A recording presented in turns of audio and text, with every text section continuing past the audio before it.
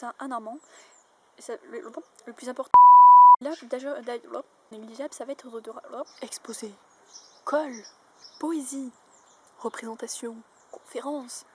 Si déjà tu trembles rien qu'en entendant ces mots, eh bien je te conseille de regarder la vidéo parce qu'elle va t'aider. Effectivement, des représentations orales, t'en auras toute ta vie et il faut apprendre à gérer ce stress et à ne juste plus stresser pour ces représentations orales. Donc let's go. Donc avant de te donner les clés pour moins stresser à l'oral et venir de façon apaisée faire sa représentation devant un public large, eh bien on va lister ensemble plusieurs peurs et craintes qu'on peut avoir face à l'oral et essayer de les définir, puis essayer de voir en fait comment agir face à ces craintes-là. Et ensuite, on listera les solutions. Je te donnerai un plan d'action précis que tu pourras suivre à la lettre pour plus du tout stresser à l'oral. Il y a la peur du regard des autres, si tu as peur que les personnes qui sont en face de toi pensent que ce que tu dis est inintéressant, que tu n'apportes rien. Il y a la peur de ne pas être à la hauteur, la peur de ne pas réussir à faire une représentation correcte, d'être incapable de parler en public, etc. Il y a la peur de ne pas faire une bonne présentation, c'est-à-dire de ne pas dire des choses de qualité, de ne pas dire des choses pertinentes, de se mettre la pression par rapport à ce que tu vas dire. Il y a la peur d'oublier ce que tu vas dire. Est-ce que tu vas pas oublier la moitié de ton texte, la moitié de ce que tu dois représenter, expliquer. Il y a aussi la peur de bégayer, tout simplement, de se retrouver face au public et d'être tellement stressé que tu fais blablabla comme ça. Donc d'être totalement panique et de pas parler correctement. Bon, si tu t'es reconnu dans toutes ces peurs que j'ai listées, c'est pas grave, on est beaucoup, donc t'en fais pas et on va essayer de trouver des solutions de suite. Un point non négligeable, ça va être de clairement t'y prendre bien à l'avance afin de t'éviter un stress inutile de dernière minute et de ne pas accumuler du stress inutilement afin d'être sûr de faire quelque chose de qualité dont tu seras satisfait et que tu auras bien préparé.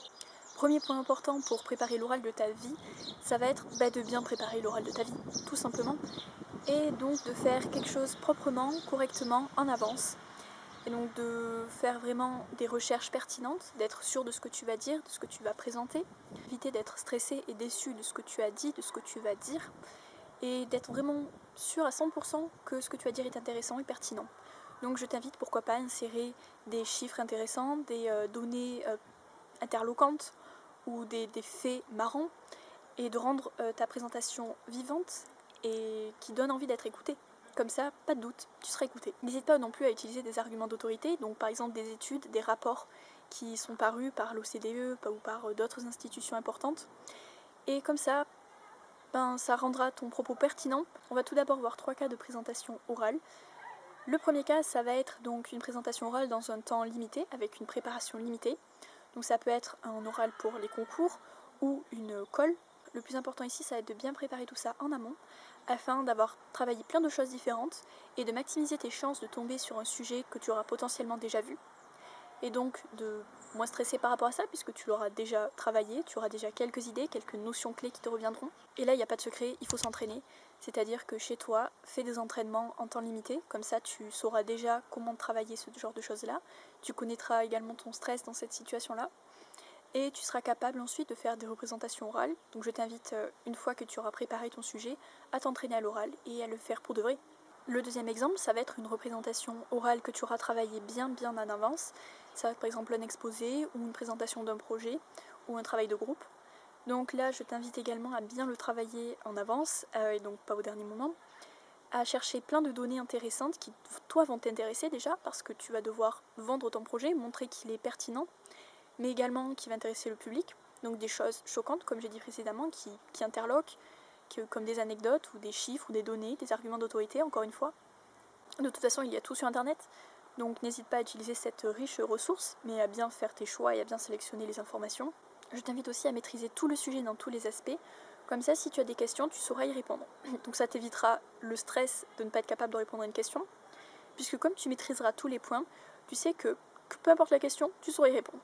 Pourquoi pas aussi demander à un ami ou une amie de te poser des questions un peu pièges et d'essayer d'y répondre, toi, avec les arguments que tu as, les connaissances du sujet que tu as. Une fois ces entraînements faits, tu sauras parer pour faire le meilleur oral de ta vie et surtout pour répondre à des questions super compliquées. Donc plus de stress à avoir. Le troisième point, ça va être un oral qui va parler de toi. Donc ça va être par exemple pour des entretiens de stage, pour des entretiens pour des écoles. Et là, en soi, tu n'as pas besoin de travailler tant cet oral que ça, puisque tu connais ta vie. Enfin, tu n'as pas besoin de travailler d'un point de vue technique. Mais ça ne veut pas dire qu'il ne faut pas le travailler du tout. Je t'invite à bien préparer le cheminement de tes paroles, selon à qui tu t'adresses, en essayant de répondre aux questions suivantes. Pourquoi je veux dire ça? À quoi ça sert? Est-ce que je le mets correctement en valeur? Je te conseille également de dire des choses qui sont la stricte vérité, afin d'éviter de te retrouver en panique si on te pose une question dessus après. Puisque si tu n'as pas vécu ce que tu dis, ou si tu ne connais pas le domaine que tu as prétendu connaître, eh bien tu vas être plus gêné qu'autre chose et ça va gêner tout le monde. Tu te poses certainement la question, est-ce qu'il vaut mieux prendre des notes ou apprendre par cœur un texte? Tout d'abord pour le texte, ce qui est intéressant c'est que tu connais tout le cheminement exact de ce que tu dois dire, tous les mots exacts, et donc c'est rassurant, car tu l'apprends par cœur et tu le récites. Le problème c'est cet aspect-là, tu l'apprends par cœur et tu le récites. Ça peut rapidement devenir mécanique, ennuyant et assez monotone. Après, à toi de voir. Si tu le présentes de façon très théâtrale, ça peut être génial, capter l'attention de l'interlocuteur et rendre vraiment ta présentation très vivante. Il est essentiel de t'entraîner à vraiment poser ta voix à chaque moment, à chaque mot que tu dis, à voir si c'est plus intéressant de hausser le ton là ou plutôt là. Bref, à faire une vraie représentation théâtrale. L'avantage ici, c'est que ça va vraiment te rassurer parce que tu auras appris quelque chose. Et si tu le rends intéressant, eh bien ça n'aura que du positif. Par contre, si c'est juste une récitation débile en mode automate, inintéressant. Donc non. Après les notes, est-ce que les notes c'est bien ou pas?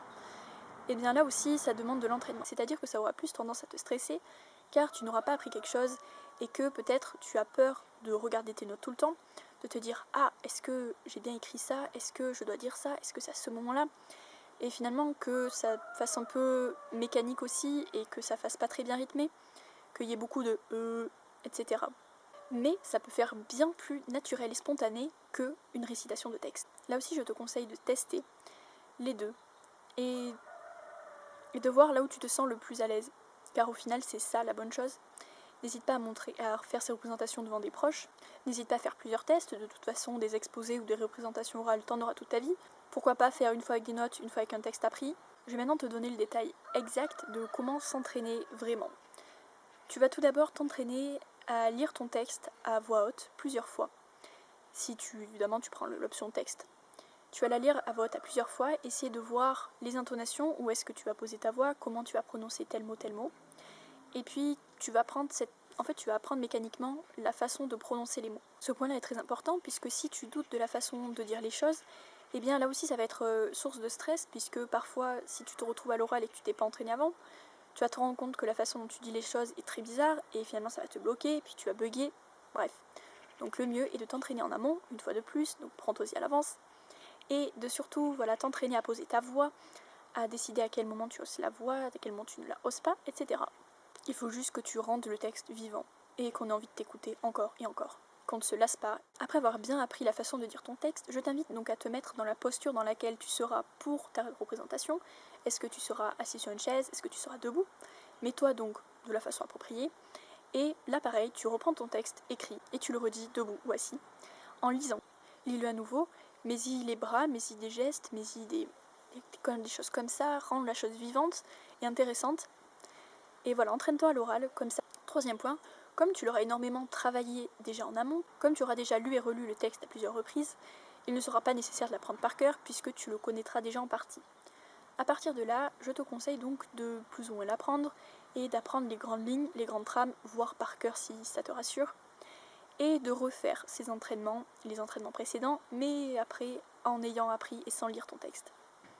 C'est-à-dire de t'entraîner à le dire dans une position où tu es à l'aise, à t'entraîner, à répéter, et ensuite de te mettre debout dans la position assise dans laquelle tu serais, et à refaire ce texte en ajoutant les mains, en rendant le truc vivant, etc. Un autre point essentiel, c'est qu'il faut aussi apprendre à t'arrêter, car tu auras beaucoup travaillé ça, tu auras passé beaucoup de temps, trop de temps peut-être, et finalement ton cerveau va être off, il y aura trop d'informations, donc il faut faire une pause et n'aie pas de problème par rapport à ça. C'est pour ça, je reviens à dire, prends-toi-y à l'avance.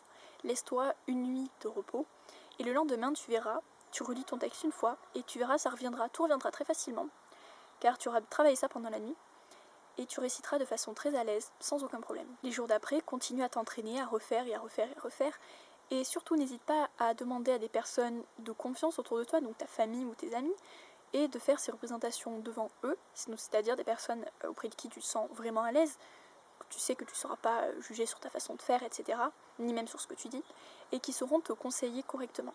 C'est-à-dire qu'ils vont peut-être reprendre quelques points d'intonation, ou quelques mots, phrases que tu dis, ou peut-être même certaines parties, mais comme tu l'auras bien travaillé en avance, eh bien ça te permettra de le reprendre tranquillement et de pas céder à la panique 2 jours avant en te disant « punaise, il faut que je refasse tout ». Autre point non négligeable, ça va être de te rassurer toi-même. La pire des choses, je pense, et celle qui sera le plus facteur de stress, ça va être de dévaloriser toi-même ta propre future présentation. Ne passe pas ton temps à dire non, mais ce que je dis c'est inintéressant, non, mais je le dis n'importe comment, je vais être ridicule, blablabla. Parce que rien de pire pour te créer du stress inutile là aussi. Fais-toi confiance, tu l'as travaillé 2, 3, 4 mois avant, ou une semaine avant, peut-être, et tu vas faire quelque chose de bien.